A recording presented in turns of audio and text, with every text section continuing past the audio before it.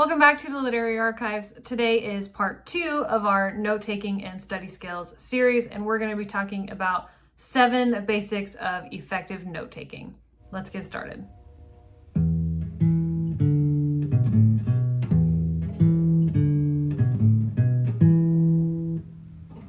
The first step to effective note-taking is collecting the right materials. First thing you're going to need is paper. So get a spiral notebook, or if you need or prefer loose leaf paper, get a pack of that. What you are studying for, how many classes you might be taking, might affect which style works best for you. If you're not sure, I would just get a spiral notebook and move on. You also need a good pencil and a good pen. Don't overthink this. I prefer to write in wood pencil because then I can erase my mistakes. I would also get a highlighter. You really only need one, but you can get a small set from the store for just a handful of dollars. We're going to talk about color a little bit more later on.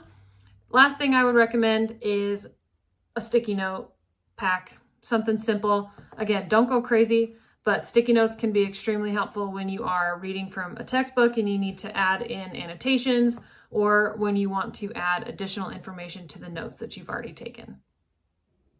Now that you have your materials, the second thing you need to do is establish a purpose for note-taking. Whether you are studying for classes or just trying to improve your own mind, what your purpose is will dictate what you think is important enough to write down, how much you write down, and will influence the seriousness of your notes. For example, I am a teacher and I am a writer, so when I sit down to a book, my brain is thinking between those two lines. I either think, how can I teach this? Or I think along the lines of, how is this grammar being used and how is this written? That changes the notes that I write down. So take a minute and really think about what is your purpose for taking your notes. Our third basic for effective note-taking is dates and headings. Always write down the dates when you are taking notes, because no matter what type of notes you are taking, it will help take your mind back to that time and place you were in and jog your memory of what you were writing and what you were studying. Another thing you need to do is put headings and titles in your notes. If you are attending a lecture, pay attention to how the professor or the teacher titles their own lecture and lesson for that day. It will really cue you in on what they find important and how they are organizing it. Plus, when you're reading a textbook, those naturally come with headings and chapter titles and sections. Adding in the titles and sections to your own notes will help keep it organized and will help quicken your review and study. So, headings, dates, 2 things that will radically transform the organization and effectiveness of your notes if you stick with it. The fourth note-taking basic is consistency. Consistency in note-taking just means intentional repetition. So that might mean you organize your notes in the same way, or you use the same shorthand, or you're utilizing color the same from class to class, lecture to lecture, which we're going to talk about next. When you are consistent in your notes, it makes your review and your study easier because you already know how things are organized, how they're laid out, and it also makes the entire note-taking process easier because you are practicing consistency, you are practicing the discipline of taking good notes. The next basic we're going to talk about is using color strategically.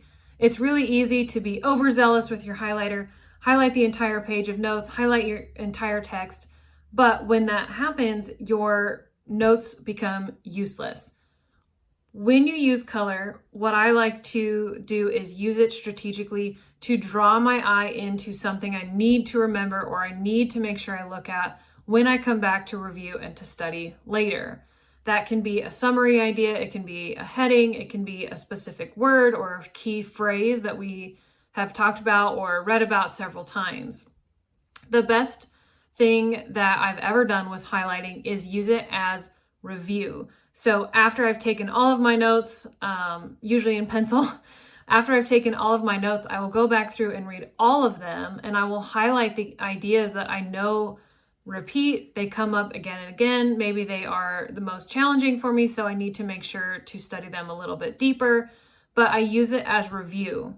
Then I take what I've highlighted and I essentially create a chapter or section summary. And you can do this review at any point. So you could do it at the end of a book, end of a chapter, end of a lecture series, end of a semester.